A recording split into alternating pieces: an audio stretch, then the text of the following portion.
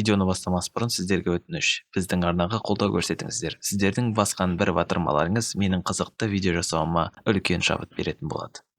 Бүгінгі күнде жер шарында адамдардың жалпы саны 7,5 миллиардты құрайды. Соның ішінде 127 миллионы Жапонияда өмір сүреді.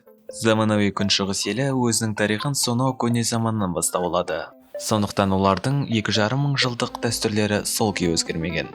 Не дегенмен бұлар болашақта озатын технологиялардың қарқынды дамуына ешқандай кедергісін келтірмейді. Егер де сен Жапонияда дүниеге келсең, біріншіден сенің 100 жасау мүмкіндігің бірнеше есеге артатын еді. Себебі Жапонияда ғасырлық шеңберден асқан 50 мыңдай адам өмір сүреді. Бірақ осыған қарамастан сен ауыр жүктемеден көз жұмуың мүмкін еді. Орта есеппен жапондықтар тәулігіне 10 сағат жұмыс істейді. Осы 30 жылдықта 38 мың жапондық жұмыстың артық жүктемесіне байланысты қайтыс болған. Өзіңнің бірегей қолыңның орнына атаулы өмір ханко болатын еді. Осындай өмір әр жапондықтарда кездеседі.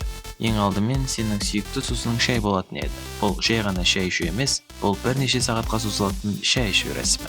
Қытайдан басқа Жапониядағыдай еш жерде шай адам өміріне осындай мәнге ие болмаған. Бұл дәстүрді жапондықтар 1200 жылдай сақтап келген. Бірақ дәстүрге ең берік адамдар ол сумо палуандары. Бұл күрестің ережесі мен өткізілу тәртібі оның пайда болған уақытынан бері еш өзгермеген. Сен танк секілді сабырлы болатын едің. Майваку жапондық өміріндегі ең басты ұстаным, яғни бұл жанындағы адамдарға ыңғайсыздық тудыруды болдырмау. Мысалы, дыбыстап шайнау және телефонмен сөйлесу кезінде. Темекіні жапондықтар тек арнайы орындарда ғана шегеді, өйткені түтінмен жанындағы адамдардың демалуына жол бермеу үшін. Жапонияда әлемдегі активті жанартаудың 7% кездеседі. Сол себепті жылына 1000-ға жуық жер сілкінісі болады.